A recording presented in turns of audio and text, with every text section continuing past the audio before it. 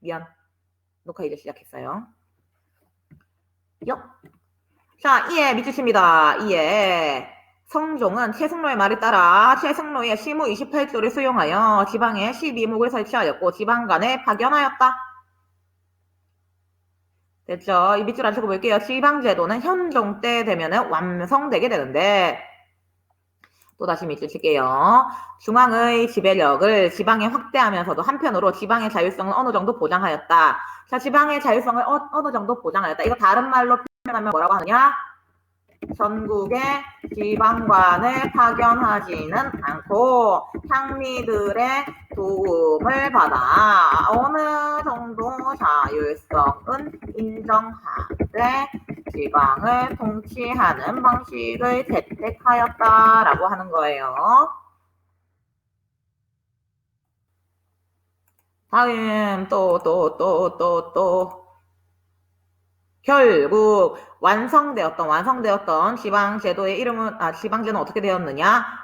경기도 따로 있었고 수도 근처가 경기예요. 개성 근처 말하는 거예요. 그리고 또 5도 양계로 나뉘었다. 경기는 수도인 개경 주변에 9년을 묶은 행정구역으로 왕실에 물자 공급하고 수도를 방어하는 역할을 하려다 나와 있고, 자, 5도 양계 나와 있는 5도 양계라고 하는 게 뭐냐? 5도라고 하는 것은 일반 행정구역. 예요. 일반 행정구역, 일반 백성들이 사는 구역, 세금 거두고 군력 징발하고 하는 곳. 자, 양계라고 하는 곳은 뭐냐? 군사행정구역이에요. 한마디로 국경선 근처. 군사. 국경을 지키는 일이 무엇보다 중요한 지역. 이게 바로 양계였습니다. 다음 페이지 보면은 이제 그 뭐고 지도 나와 있으니까 볼게요. 여러분은 다음 페이지 보시면 됩니다. 이 페이지 내용에서 이해 안 되는 거 있어요? 이 페이지 내용에서 이해 안 되는 거?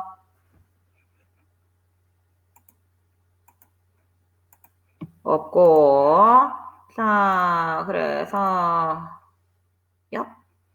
뿅. 자, 여기 보이죠, 여러분? 으짜 북계, 동계 나와 있다. 북계라고 하는 것은 북방의 유목민족을 방어하기 위하여, 동계라고 하는 것은 일본 방어를 위해서 존재하였다라고 하는 거 여러분 기억하시면 됩니다. 자, 그래서 도, 서해, 도, 교주, 도, 양광, 도, 경상, 도, 전라, 도가 총 몇 개? 5개. 오케이. 자, 그리고 경기 주변에, 수도 주변에 경기도 있었고. 어머나, 여기 또 중요한 거 나와 있는데, 진주목, 승주목, 나주목, 선주목, 공주목, 어쩌고, 저쩌고, 목. 자, 이 목은 총 몇 개였을까요? 그렇지. 아까 나왔죠. 12목. 12개의 목이 있었다. 최초로 지방관이 파견되었던 12개의 목. 됐나? 자, 일단 볼게요. 자, 삐주십니다. 일반 행정구역인 5도에는 안찰사가 파견되어 재판, 군사, 지방관리 등의 업무를 담당하였다. 일반 행정구역인 5도에는 안찰사가 파견되었고, 이 안찰사, 사또가 상권 분립 따위 안 돼 있습니다. 상권 전부 다 안찰사, 지방관이 전부 다 담당하는 거예요. 안찰사가 사또예요. 재판, 군사, 지방관 관리 전부 다 담당하는 게 바로 안찰사였다. 상권 분립 따위 없었다. 혼자서 권력을 독점했다. 한마디로 이 안찰사가 부패하면은 그 지역 사람들은 죽어나는 거였다라고 하는 거. 안찰사가 파견되었으니까 5도는 여러분, 5도는 주현일까요? 속현일까요?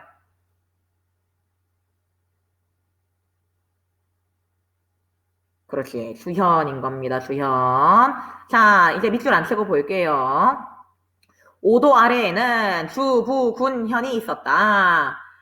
군사적인, 이제 또 밑줄 치자. 자, 또 뭐가 나오느냐. 군사적인 요충진 국경지대에는 양계를 설치하여 병마사를 파견하였다.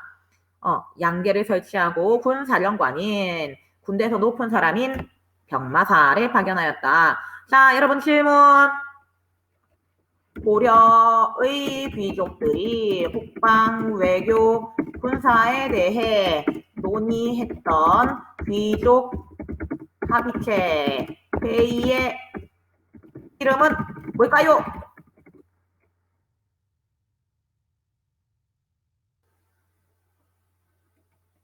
힌트 네 글자.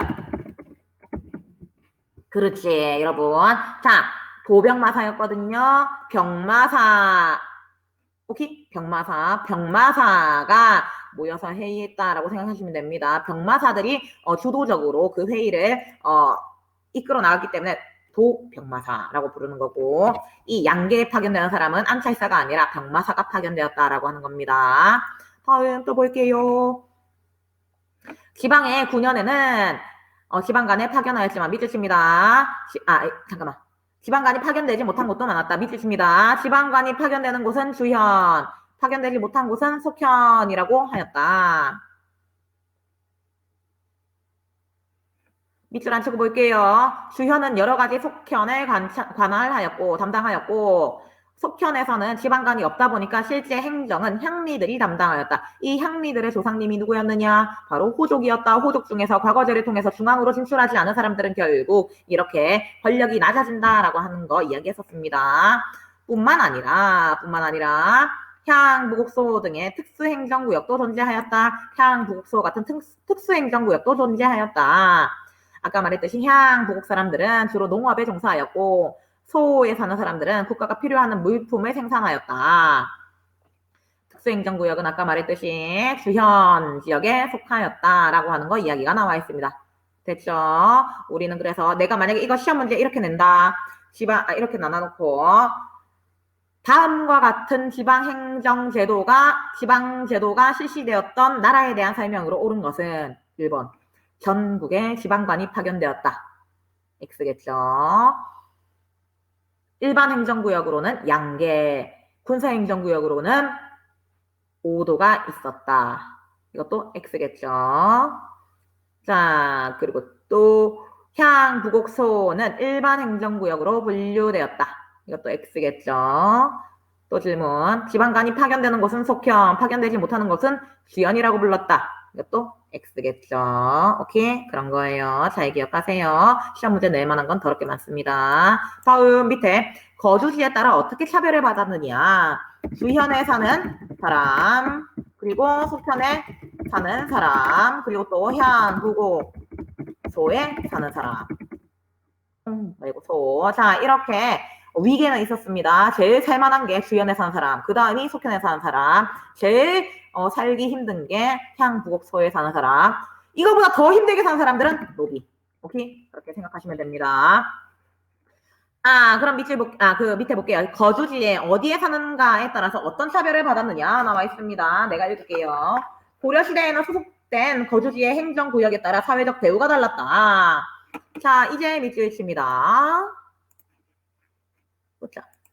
향부곡소의 주민들은 일반 군현보다 더 많은 세금을 부담할 뿐만 아니라 국자감의 입학과 과거 응시에도 차별을 받았다. 국자감은 무엇이었느냐? 고려시대의 가장 높은 학교, 유아학을 가르치는 교육기관이라고 이야기했었습니다. 자, 그래서 향부곡소에 사는 사람들은 같은 백정이었지만 결국 차별을 받았다. 높은 관직으로 올라갈 수는 없었다라고 하는 거. 자, 그런데 밑줄은 안 치고 볼게요. 거주지에 따른 차별 정책은 점차 전환받았다. 고려 중기 이후에 농업기술이 발달하고 생산력이 증대됨에 따라 경제적으로 성장한 이 사람들은 지역 간의 차별에 불만을 드러냈다. 지배층의 수탈이 심화되자 거주지를 버리고 돌아다니며 농민봉기를 일으키기도 하였고 정부에 저항을 하기도 하였다. 그리고 결국에 어떻게 되느냐? 이제 밑줄 칩니다.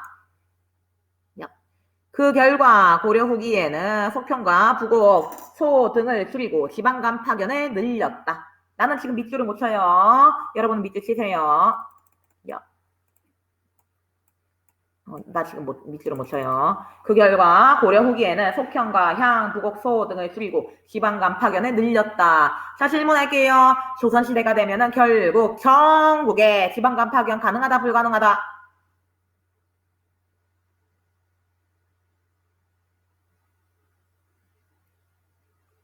조선시대에는 전국에 지방간 파견 가능! 오케이? 고려시대에는 안 됐던 게 이제 조선이 됐어야지 가능해지게 됩니다. 됐나요? 그런 거 기억하시면 됩니다. 자, 44, 45 내용 중에서 이해 안 되는 거 있으면 질문. 44, 45 중에서 이해 안 되는 거 있으면 질문. 없나요? 그럼 다음 질문 나갑니다. 우리 다음 페이지에 있는 46페이지에 있는 건 했었어요. 맞죠? 네, 46페이지 했습니다. 다음입니다. 으쌰. 요, 요, 요. 자, 일단 여러분 53페이지 피세요. 53페이지. 불교는 고려에서 엄청 중요한 거거든요. 국가에서도 스님을 엄청 좋아했었고 스님을 뽑는 과거시험이 따로 있었습니다. 그리고 임금님들이 아들 많이 낳았으면 왕자들 중에 한 명은 무조건 스님으로 만들었어요. 귀족들이 세금을 탈세하는 방법 중에 하나도 종교, 불교였기 때문에 귀족들도 자기가 아들을 많이 낳았다 하면은 무조건 아들 한 명은 스님으로 만듭니다. 임금님이 정치를 할 때 자기가 조언을 구할 때에도 스님한테 조언을 구하고 있었어요. 스님의 권위가 엄청나게 높았다라고 하는 거. 자, 그리고 그거는 그래서 우리 나중에 따로 할 거예요. 불교가 너무 중요하기 때문에. 그리고 또 얍. 53페이지 할 거예요. 53페이지. 53페이지 나도 펴야지. 53. 53. 이럴 수가. 아닌가? 몰라. 이건가? 맞나? 아닌 것 같은데. 53. 잠깐만. 내가 53페이지 안 했나? 이건가? 맞네. 아이, 놀래라. 자, 53페이지 내용입니다. 자, 선생님 너무 왔다 갔다 하는 것 같아요. 걱정 마세요. 우리 진도 빨리 낸 다음에 내가 한번 정리해 줄게요. 한번 정리해 줄 테니까 너무 걱정하지 마세요. 몽골. 이 부분은 어려운 거 아니에요. 몽골에 의해서 결국 고려는 정치적인 간섭, 경제적인 간섭을 받게 되었다. 왕을 누구를 뽑을 건지 왕이 몽골 마음에 들지 않으면 왕을 쫓아내고 몽골 왕의 마음에 드는 몽골 황제의 마음에 드는 고려 왕을 새로 뽑기도 했으며 무조건 고려의 왕들은 몽골 여자랑 결혼을 해야 됐고 당연히 몽골 여자랑 사이가 전혀 좋지 않았었기 때문에 첫째 왕비는 무조건 몽골 여자, 둘째 왕비는 무조건 고려 여자를 뽑았다. 그래가지고 고려 여자와 고려 왕의 사이가 워낙 좋다 보니까 분노한 몽골 공주가 고려 왕비를 잔인하게 죽이는 경우도 엄청나게 많았었다. 만약에 몽골 공주가 고려 왕비가 마음에 안 든다라고 해서 전쟁이 일어날 뻔도 했었다라고 하는 그런 내용들 나와 있습니다. 됐나요? 자, 그런 내용들 할 거고 할게요. 원간섭으로 통치체제에 어떤 변화가 나타났을까 나와 있습니다. 볼게요. 잠깐. 볼게요. 우리가 몽골과 30년에 걸친 저항 끝에 결국 독립국의 지위는 유지하게 되었지만은 몽골의 거의 식민지 수준으로 떨어지게 되었다라고 하는 거. 이제 우리는 외왕내제라고 하는 해동천하 우리는 황제 국가다라고 하는 거 이제 더 이상 주장 못하게 된 거예요. 우리는 몽골의 한 단계 밑으로 들어가게 됩니다. 민서가 오늘도 교과서 읽을 수 있나? 오케이, 교과서 좀 읽어줄래요? 읽어요. 여기 원은 다루가치를 파견해. 네. 원은 다루가치를 파견해 고려의 내정에 간섭하였다. 네. 야, 갑자기 생각났다. 여러분, 지금 우리나라 말에도 몽골의 영향을 받은 게 많다, 적다? 엄청 많다. 일단 연지곤지 찍는 거, 결혼할 때 연지곤지 찍는 거 이거 몽골 풍습이라고 하죠. 그리고 여러분 여기 나와 있는데 여러분 뿅 다루가치 나와 있죠. 모든 단어 중에서 땡땡치라고 끝나는 거 이거 전부 다 몽골식 표현이라고 합니다. 땡땡치로 끝나는 거 뭐가 있을까요? 양아치, 몸치, 박치, 강치 같이 안 돼요.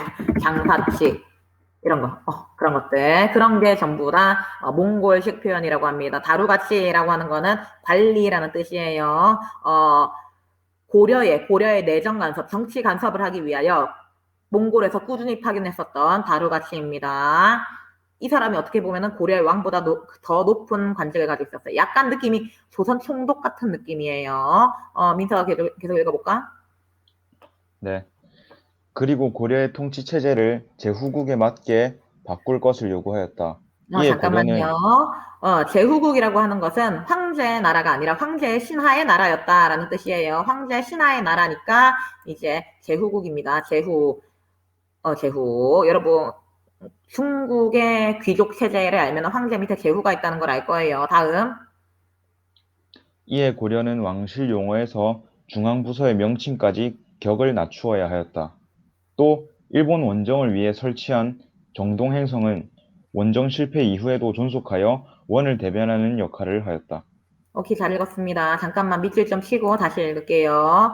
고려는 왕실에서 부서의 명칭까지 격을 낮추어야 하였다. 원래 당나라 거 본따 가지고 이성육부제 있었고 송나라 거 본따 가지고 중추원, 어사대 이런 거 있었다 이가 맞지? 자, 중국과 감히 똑같은 명칭을 사용하다니 라고 해서 그 전부 다 없어지게 됩니다. 이성육부제도 없어지고 중추원 이런 거 전부 다 없어져요. 자, 그리고 또 몽골이 점령하지 못했던, 그 나라, 일본을 점령하기 위하여. 근데 일본을 점령하려면은 배가 필요하잖아요. 하지만 몽골 사람들은 배를 못하고 배를 못 만들고 해전에 약하다. 그래서 이제 고려 사람들을 동원하여 일본을 정벌하려고 했다. 그러다 보니까 우리나라 정치, 경제 완전 파탄납니다. 큰 배를 만들어서 거기다가 사람을 싣고 일본에 전쟁하러 가려고 했는데 계속해서 태풍이 일어나는 거예요. 그래서 1차, 2차 전부 다 태풍 때문에 폭망합니다. 태풍 때문에 폭망하게 되니까 그 다음부터는 일본에 쳐들어갈 생각을 안 하거든요, 몽골이. 근데 이 새끼들이 동쪽을 정벌하기 위해서 만든 관청, 행성이라는 말이 관청이라는 뜻입니다. 자, 그래서 정동행성 만들어 놓고 일본을 정벌 안 할 거면 이제 이걸 없애야 될 건데 계속 유지를 시킵니다. 계속 유지를 시켜가지고 이제 이걸 가지고 또 우리나라 내정 간섭을 하는 거예요. 여러분, 행성이라는 말이 행성이 관청이라고 이야기했습니다. 여러분, 근데 중국에서는 가장 큰 지역 단위를 뭐라 부르는지 알아요? 우리는 땡땡도, 경상도, 경기도 이러잖아요. 그러면은 중국에서는 가장 큰 단위가 뭘까요?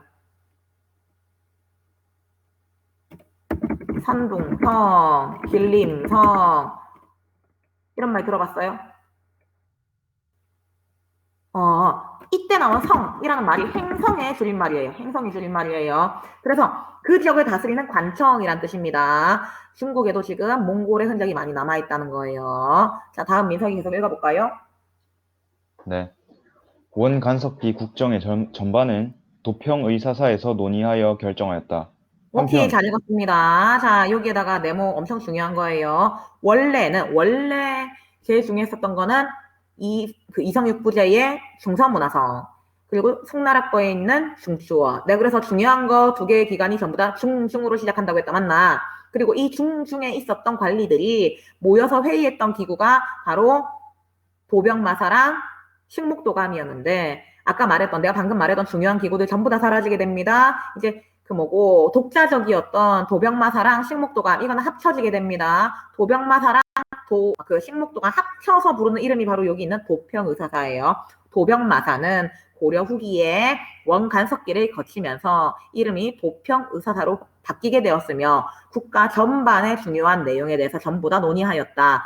국방이나 군사, 외교만 논의하는 것이 아니었다라고 하는 겁니다. 자, 옆에 있는 거 볼게요. 이건 내가 읽을게요.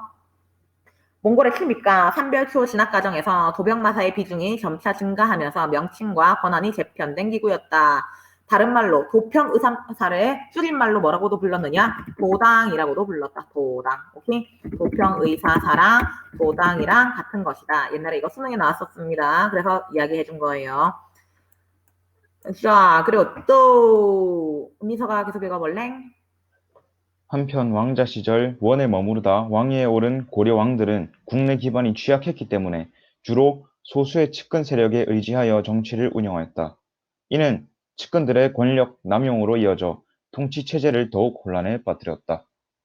네, 오케이, 잘 읽었습니다. 그러하였다. 자, 그리고 옆에 나와 있네요. 자, 우리나라가 일본에, 누구고 저기 몽골의 간섭을 받게 되면서 어떻게 왕실 용어와 관직, 관청의 명칭이 바뀌었느냐 나와 있습니다. 원래 우리 태조, 태종, 해종, 고종, 성종 막 이렇게 불렀잖아요. 자, 그게 전부 다 충땡왕으로 바뀌게 되었다라고 하는 거. 조나 종이 충땡왕, 왕으로 바뀌게 됐다. 자, 충이라고 하는 말은 반드시 들어가야 된다. 왜 충이라는 말이 들어갈까요? 누구한테 충성하라?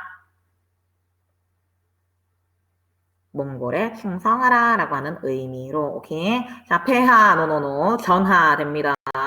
태자 노노 세자만 가능합니다. 중서문화성 상서성 이 성은 합쳐서 첨의부가 됐고 6부는 사사로 줄어들게 되었습니다. 또 중요했던 기구 중추원은 밀직사로 됐습니다. 자, 그냥 그렇게 알면 돼요. 이성육부제와 중추원은 한 단계로 나눠지게 되면서 사라지게 되었다라고 하면 됩니다. 됐죠? 아이고. 다음 밑에 거 볼게요. 자, 민석이 말고 또 읽을 수 있는 사람 있어요? 민규야 좀 읽어줄래요?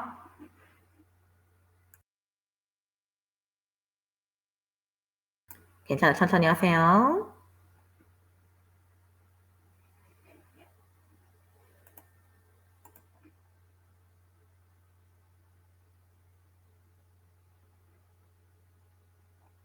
루루루루루.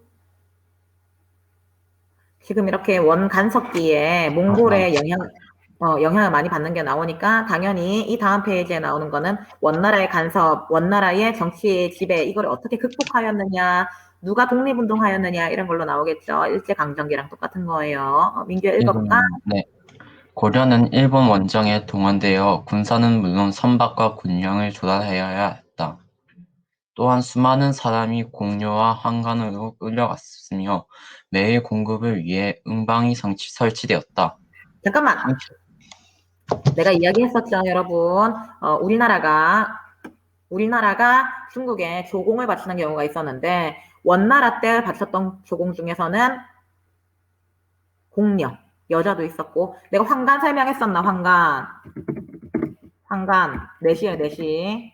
황간 내시고 원래 중국에서는 황간이 엄청 많이 필요했거든요. 황제가 일을 할 때, 정치를 할 때 가장 측근에 두는 게 황간이었습니다. 황간은 자식을 못 낳잖아요. 중요 부위가 없기 때문에. 자, 그래가지고 중요 부위가 없기 때문에 자식을 못 낳아서 권력을 뭐 물려주거나 하기도 힘들어요. 그러다 보니까 일부러 황간을 가까이에 놓고 이제 많이 썼습니다. 그런데 여러분, 웬만해서는 여러분, 황간, 중요 부위가 없어야 돼. 이제 그러다 보니까 황간을 인위적으로 만들 수 있어요, 없어요?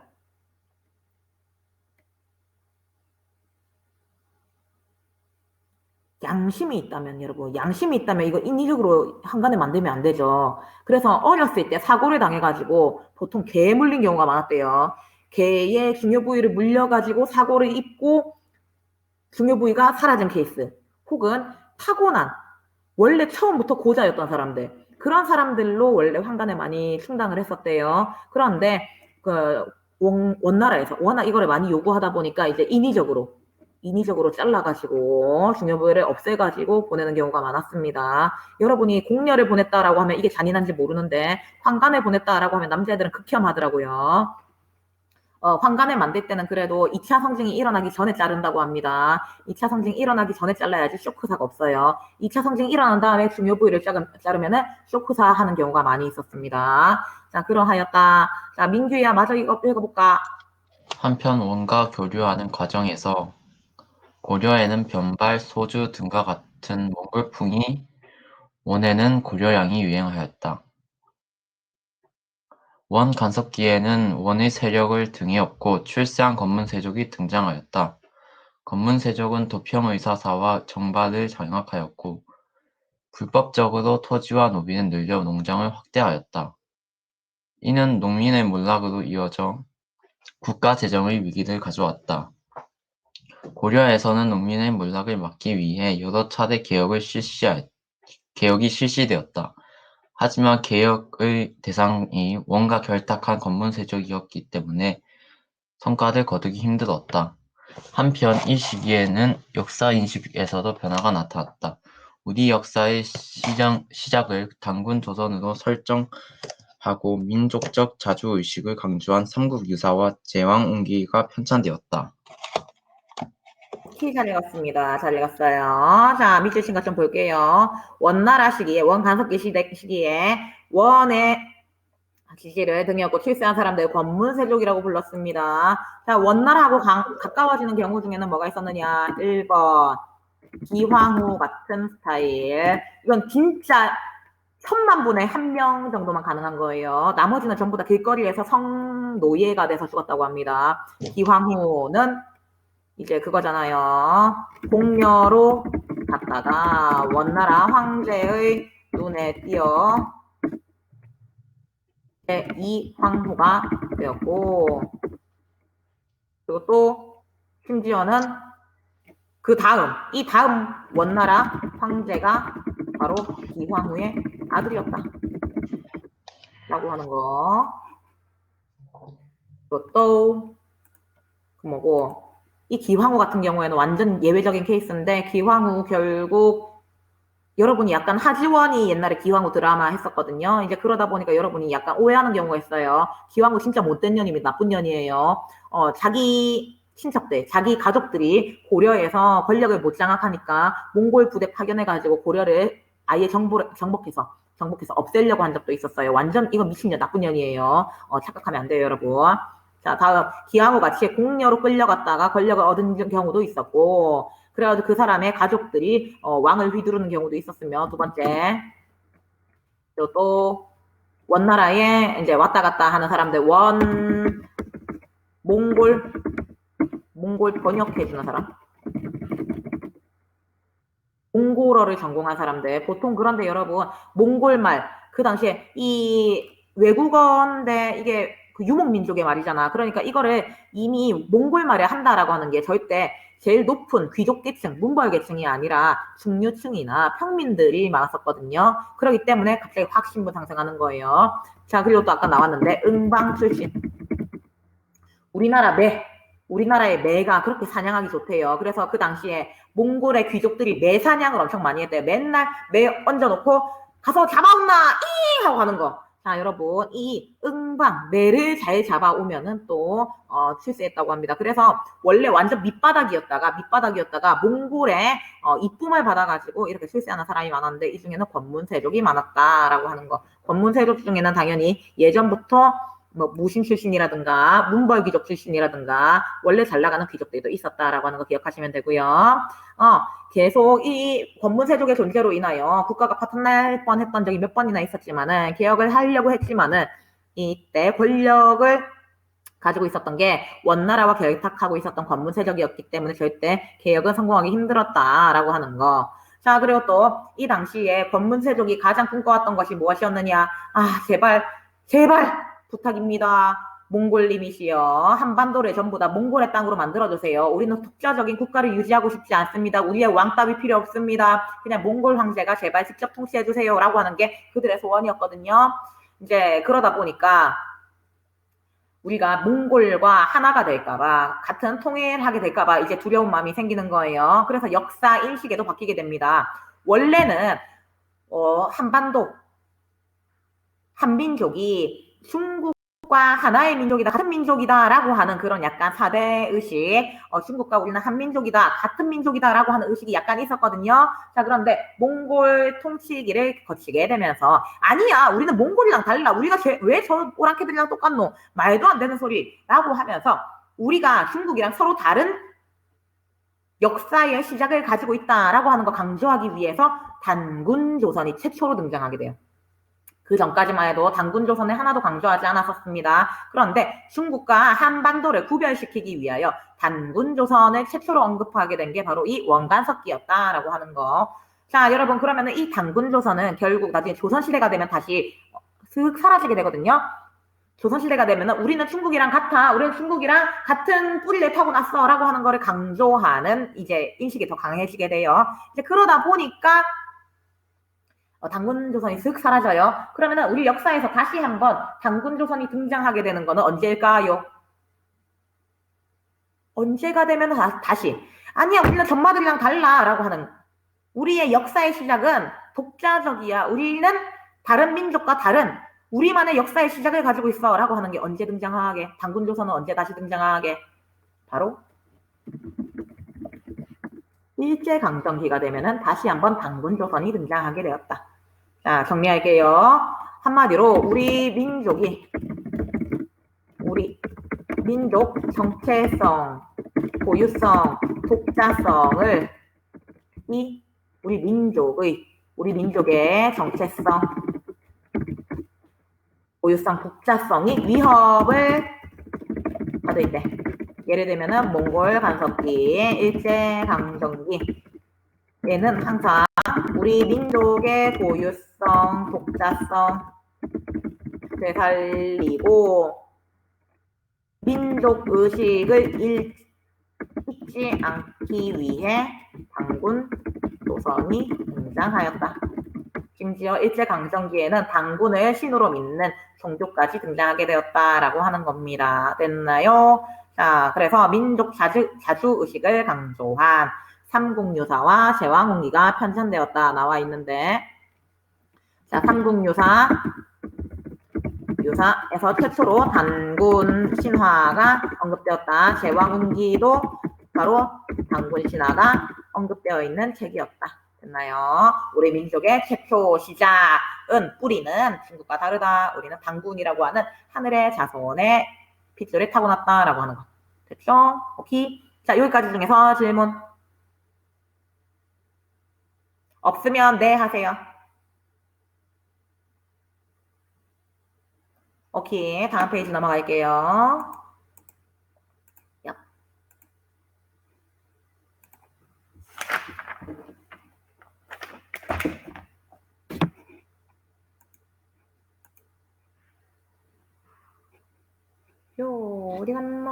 어디 갔나? 어잉?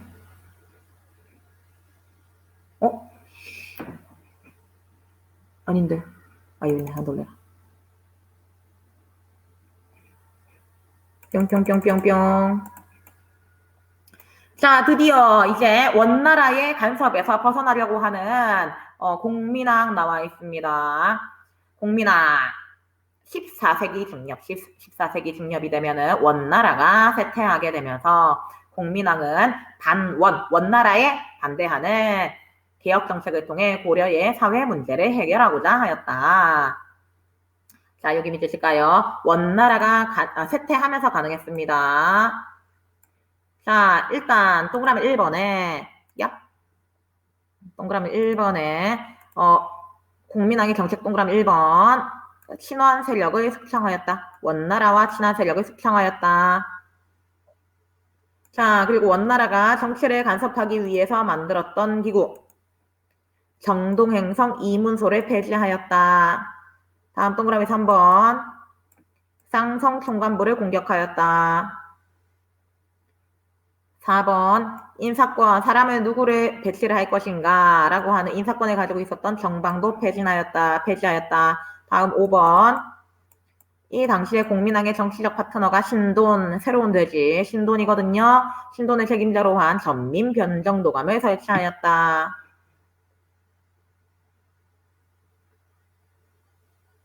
자, 밑줄 안 치고 볼게요. 이를 통해서 권문세족이 불법으로 빼앗은 토지를 돌려주었으며 억울하게 노비가 된 사람들을 양인으로 해방시켜 주었다. 공민왕의 개혁은 어느 정도 성과를 거두었다. 그러나 아직 원나라의 영향력은 남아있었기 때문에 권문세족의 반발 속에서 신돈이 제거되었고 공민왕마저 측근에 의해 살해당하게 되면서 개혁은 실패하게 되었다. 약간 필기 좀 할까요? 자, 이때 본인의 정치를 도와줄 세력으로 신돈 말고 또 누구를 뽑았느냐? 신진사대부를 만들었다. 신진사대부. 이 당시에 새롭게 등장했던 정치 세력 신진사대부가 등장하게 되었다라고 하는 거.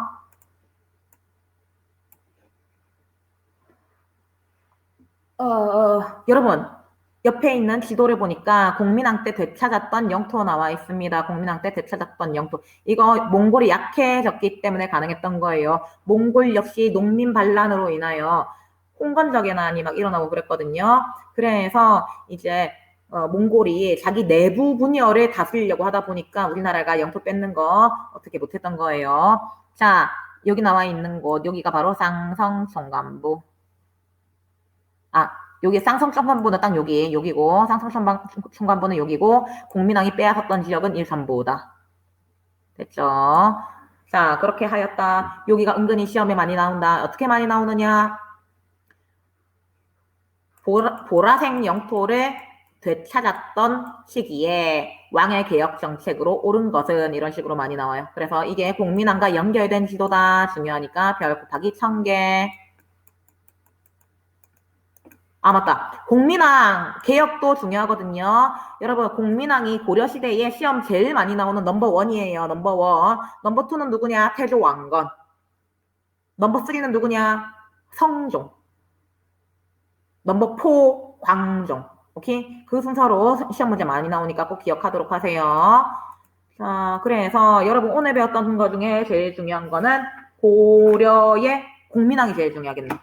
공민왕 중요하고, 그리고 그 밑에 또 덜 중요한 거지만은 했었던 거는 고려의 원간섭기 시기에 고려는 어떻게 바뀌게 되었느냐라고 하는 거. 자, 그런데 그거보다 또 중요한 거는 고려의 지방통치 체제는 어떠하였느냐라고 하는 거. 5도 양계 경기로 구성되어 있었으며 맨 처음에는 최승로의 의견에 따라 12목을 설치하였다라고 하는 거. 됐나요? 오케이. 다음 시간에 이거 고려 아예 마무리할게요. 안녕.